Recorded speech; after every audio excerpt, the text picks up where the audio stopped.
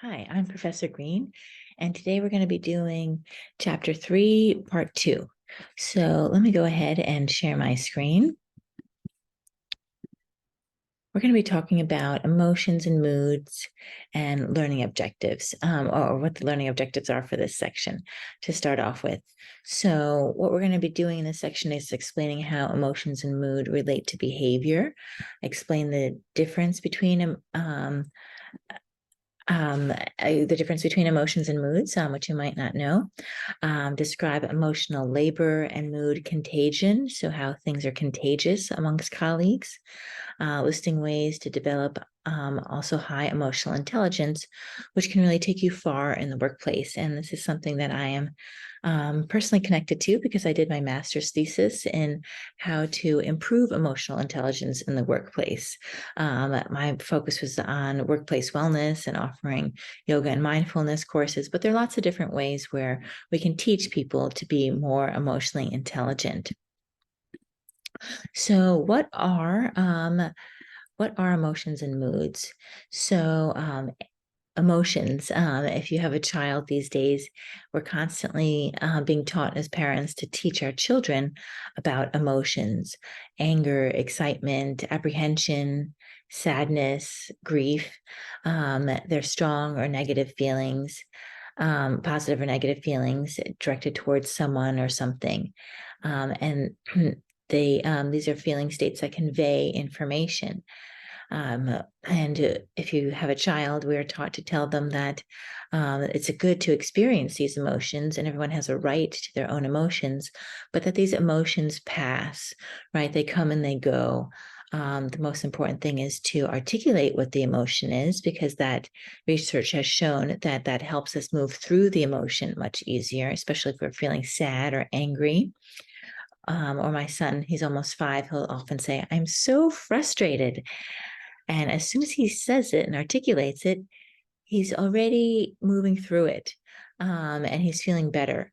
So we'll talk a lot about that in this section. We'll also talk about moods.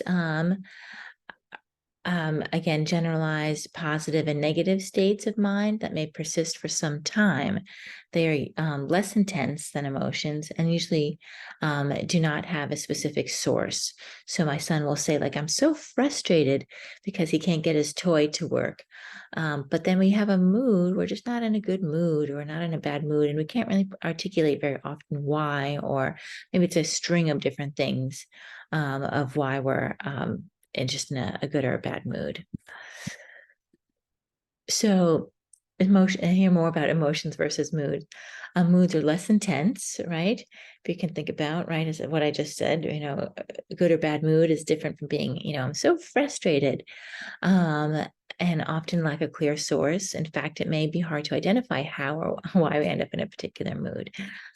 Right. And this is what I just went through, right? Emotions. I'm feeling unhappy because of such an incident, but I'm just in a bad mood. And it can be long lasting. It can either positive or negative, less action oriented, and but it can influence your emotions. If you're in a bad mood and then, you get frustrated by not being able to put together a toy or something, then it can make you even more frustrated. And again, emotions also can turn into moods if you have some strong emotions over a period of time. Emotional labor. So the concept of managing your emotions and moods is related to what they call emotional labor. So the need to show certain emotions in order to perform a job. And it's called labor because in these cases, it takes work to really manage one's emotions. So I'm sure you've all been in this type of situation. You're upset about something, but you're at work and you can't really show it. And of course, it requires both deep and surface acting for better, for worse, right? And as I said, it's okay to identify the emotions, but sometimes in the workplace, it's not possible to show those emotions. The next slide shows some examples. So deep acting occurs when a person has to really change his or her feelings to fit the situation, such as an airline agent trying to be empathetic and convey a sense of loss when faced with air travelers frustrated by flight delays or lost luggage.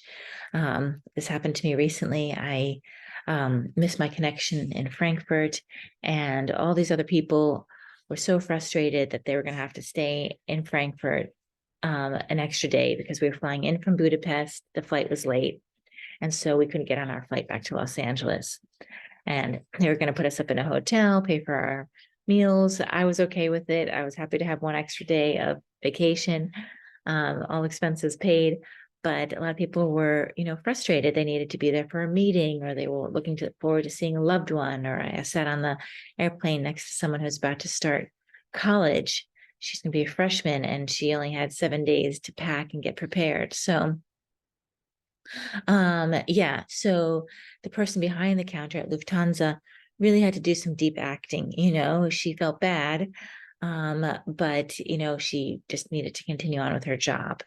Surface acting occurs when someone has to display certain emotions when he or she might not feel them, such as smiling at a customer even though the customer is being difficult, right? So this is also what that person had to do behind the counter. She was just kind of like saying yes when the customer was saying, I want another flight, I need to get on Air France, or I need to do something to get me to Los Angeles tonight.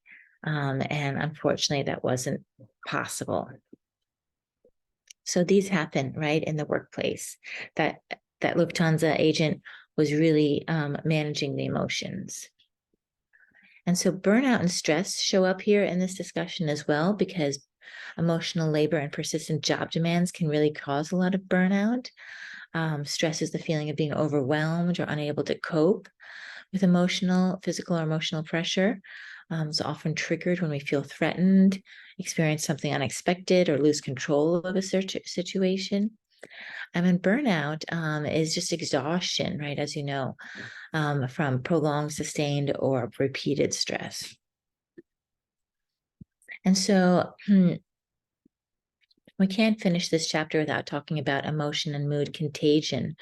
So really important topics as the spillover of one's emotions or moods have come onto others, right? So it can have up and down effects on your coworkers and your teammates, as well as family and friends, as I'm sure you know, the people that you live with. If they're upset, you get upset, or if they're happy, you get happy too. So when positive moods are expressed by managers, they becomes contagious. Employees report being more attracted to their managers and rate the managers more highly. But it's also prevalent when emotions are negative. So if a manager is negative, not happy, then the employees feel that too. I feel like I had a job at Citigroup and my manager was kind of grumpy all the time. And I never really wanted to come to work either. But the opposite, when I worked in consulting, I had a great manager in San Francisco for Salesforce, and he was really happy and great to be around. And I too enjoyed that job completely. And so what exactly is emotional intelligence?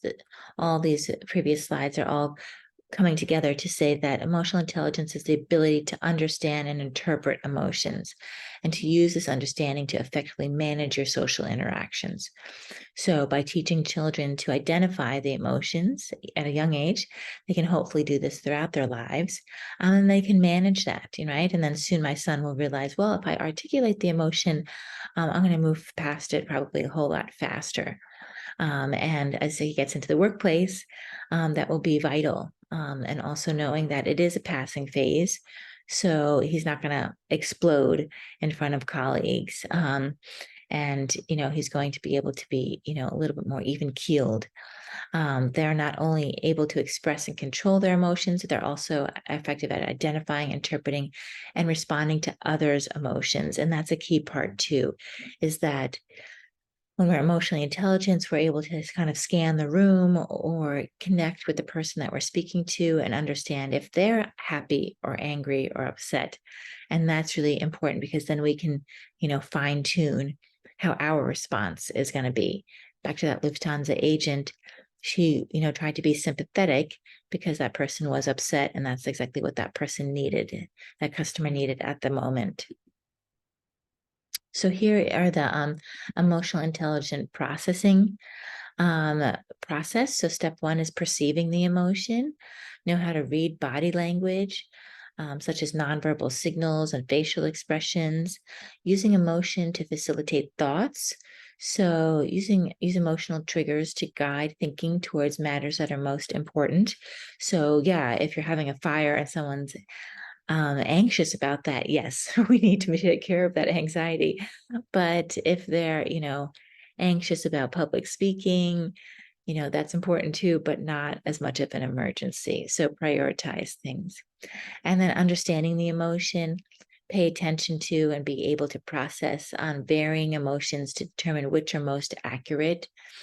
So, right, with my son, I know he's frustrated, but I also know that he's going to move past it in 5 minutes. And so understanding what, is more serious than another. And then control the signals that you send out about your own emotions and your responses to others' emotions. So again, being compassionate if you need to, not being overly anxious yourself, trying not to be negative if that's not necessarily called for at the moment. So how does emotional intelligence work? If people are good at recognizing and managing their own and others' emotions, they will perform more effectively while interacting with others.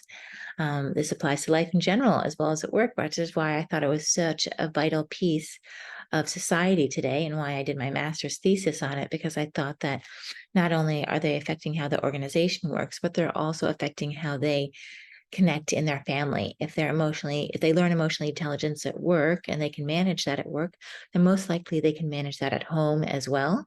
And I can see such amazing benefits, right? When parents and family members can manage their emotions so easily and nicely.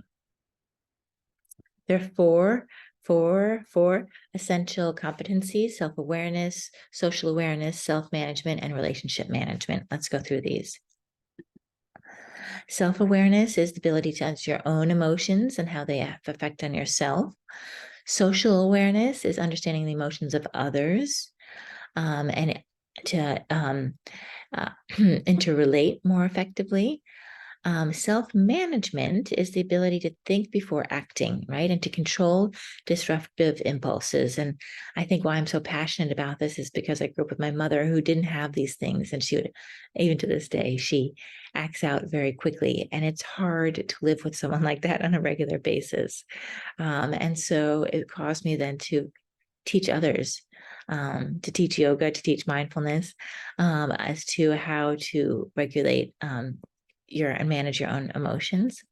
And relationship management is the ability to establish rapport that builds good relationship and influence emotions in others in a positive way. So, right, building rapport, people come out of a conversation content, pleased, and then they too will go forward and have hopefully positive emotions. So that ends second part of chapter 3. Thank you so much for joining me. And I look forward to seeing you in part 3 of chapter 3.